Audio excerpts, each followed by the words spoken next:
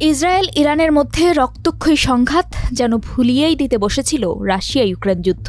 গোটা বিশ্ব যখন নজর সরিয়ে নিচ্ছে মধ্যপ্রাচ্যের দিকে, ঠিক তখনই সবচেয়ে ভয়াবহ হামলাটা চালালো রাশিয়া। ইটের বদলায় যেন পাটকেল নিক্ষেপ করলেন পুতিন। এতে কেবল ইউক্রেন নয়, আঘাতটা টের পেল ইসরায়েলকে সমর্থন দেওয়া যুক্তরাষ্ট্রসহ গোটা ইউরোপ। কাতার ভিত্তিক সংবাদ মাধ্যম আল জাজিরা জানাচ্ছে, 17 জুন কিয়েভে রাতভর বিমান হামলা চালিয়েছে রাশিয়া। চালানো হয়েছে ক্ষেপণাস্ত্র ও ড্রোন হামলা। কিয়েভ জানিয়েছে, সবশেষ হামলায় 175টি ড্রোন এবং 14টিরও বেশি ক্রুজ ক্ষেপণাস্ত্র ব্যবহার করেছে রাশিয়া। অপরদিকে রুশ প্রতিরক্ষা মন্ত্রণালয় জানিয়েছে, মস্কোর ভূখণ্ডে 147টি ইউক্রেনীয় ড্রোন ধ্বংস করেছে তাদের বিমান প্রতিরক্ষা ইউনিট। হামলার ভয়াবহতা স্বীকার করেছেন ইউক্রেনের স্বরাষ্ট্রমন্ত্রী ইহোর ক্লাইমেনকোর।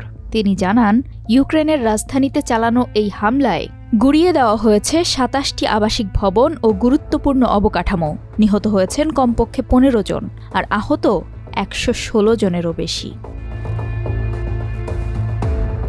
ক্লাইমেনকোর মতে, 2022 সালের ফেব্রুয়ারিতে রুশ সেনারা ইউক্রেনে আক্রমণ শুরুর পর কিয়েভে এটাই সবচেয়ে বড় হামলা। তিনি বলেন, আজ শত্রুরা হামলায় ড্রোন বা ক্ষেপণাস্ত্র কোনো কিছুই বাদ দেয়নি।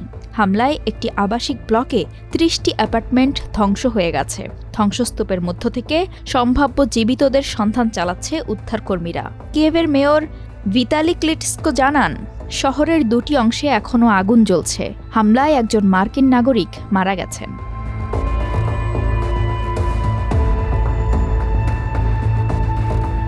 কানাডায় G7 শীর্ষ সম্মেলনে মিলিত হয়েছেন বিশ্ব নেতারা।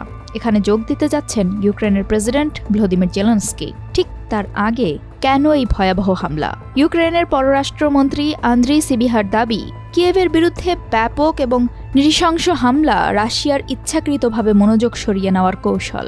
বিশেষ করে এই হামলার মাধ্যমে প্রেসিডেন্ট ডোনাল্ড ট্রাম্পকে অপমান করা হয়েছে। G7 নেতাদের দুর্বল প্রমাণের চেষ্টা করছেন পুতিন। কেবলমাত্র শক্তিশালী পদক্ষেপ এবং মস্কোর ওপর প্রকৃত চাপই পুতিনকে ভুল প্রমাণ করতে পারে।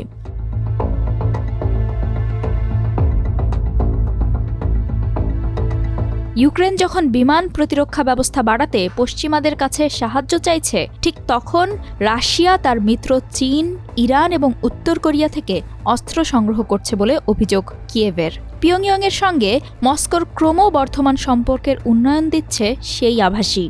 তাছাড়া ইউক্রেনে রাশিয়ার হয়ে যুদ্ধ করতে সৈন্য সরবরাহ করেছে উত্তর কোরিয়া। সেই সঙ্গে কিম জং উন সরকার রাশিয়াকে ব্যালিস্টিক ক্ষেপণাস্ত্র, ট্যাঙ্ক বিরোধী রকেট এবং লাখ লাখ রাউন্ড গোলাবারুদ সরবরাহ করছে বলে সন্দেহ পশ্চিমাদের।